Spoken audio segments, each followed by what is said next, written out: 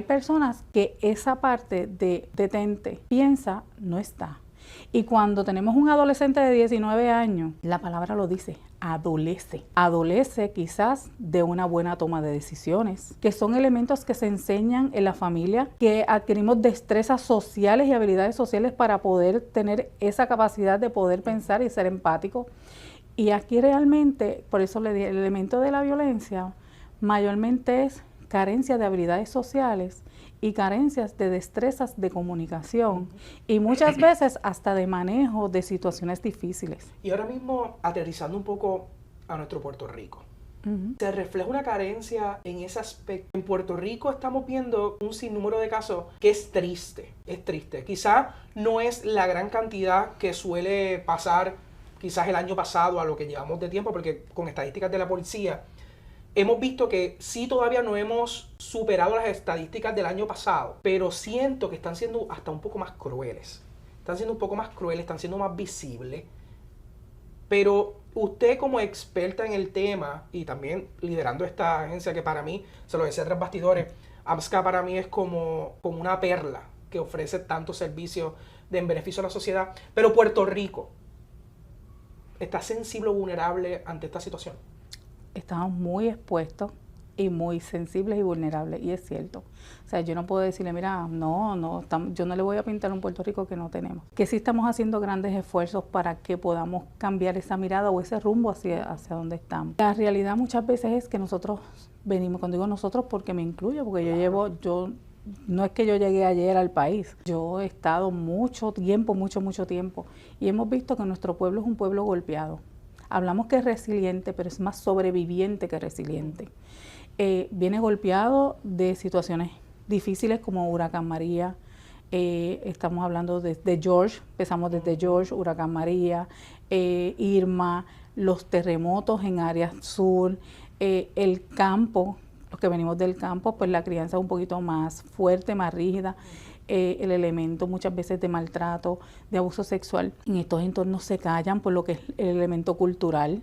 Hemos visto cómo ha mermado la natalidad también y la escuela, han tenido que cerrar más escuelas, cuando no era como antes, cuando nosotros nos criábamos, que habían escuelas en cada esquina y el maestro era un elemento importante. ¿Qué le quiero decir? Que nuestras generaciones han cambiado y se ha perdido, incluso dentro de la pandemia fue otro elemento de donde la socialización se vio trastocada y adelantamos hasta 10 años a estos niños en tecnología. Y hoy día lo que tenemos son los pandemials. Es estos millennials que estuvieron prácticamente en el evento de la pandemia, donde desarrollaron habilidades tecnológicas, pero las habilidades sociales carecen. Donde vimos demasiadas manifestaciones de violencia en el periodo de pandemia porque no sabemos comunicarnos, porque no hay asertividad, porque hay habilidades básicas. El saludar es una habilidad básica. ¿Cómo nosotros saludamos? La cordialidad. El pedir permiso. E incluso debemos hacer el ejercicio de decir, ¿cómo tú saludabas antes? Antes, cuando nuestros padres, entiendo yo, hola, ¿cómo estás? Uno miraba ese contacto visual y cómo está y daba la mano y hacía esa cercanía. Ahora los jóvenes de hoy día lo que dicen, hola, porque ya no esa cercanía es para ellos necesaria. Claro. Así que hemos trastocado todas esas destrezas, todas esas habilidades y ahí es donde nos hemos perdido y es lo que estamos tratando de retomar. Ahí hablamos de la cordialidad y de todo lo demás, pero se ha creado también un debate. Nosotros en Jugando Pelotadura hemos tenido una campaña que se llama ¿Y los padres dónde están? Sí.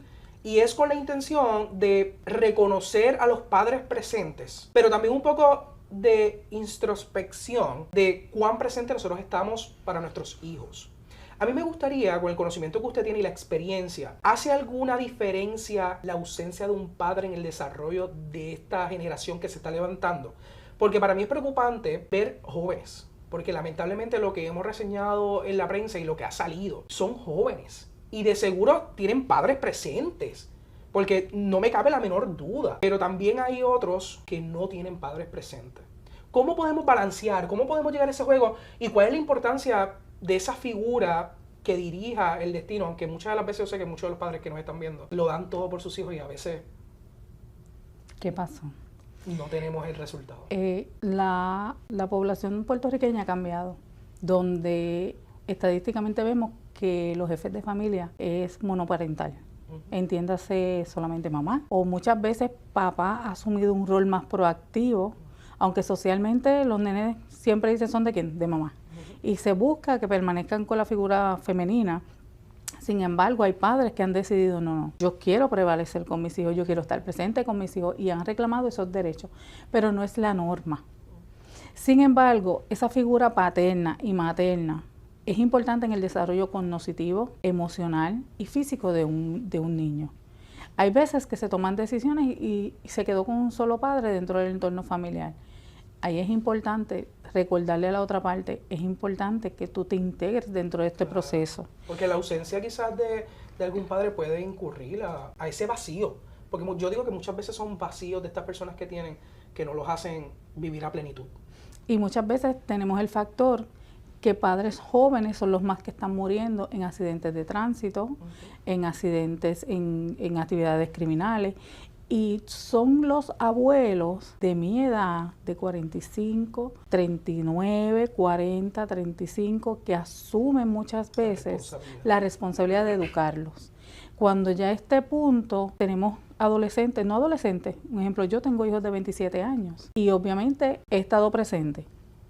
Pero hay veces que también los abuelos aportaron parte dentro de ese. Claro. O sea, que no perdamos la esperanza de que van a haber personas que puedan aportar.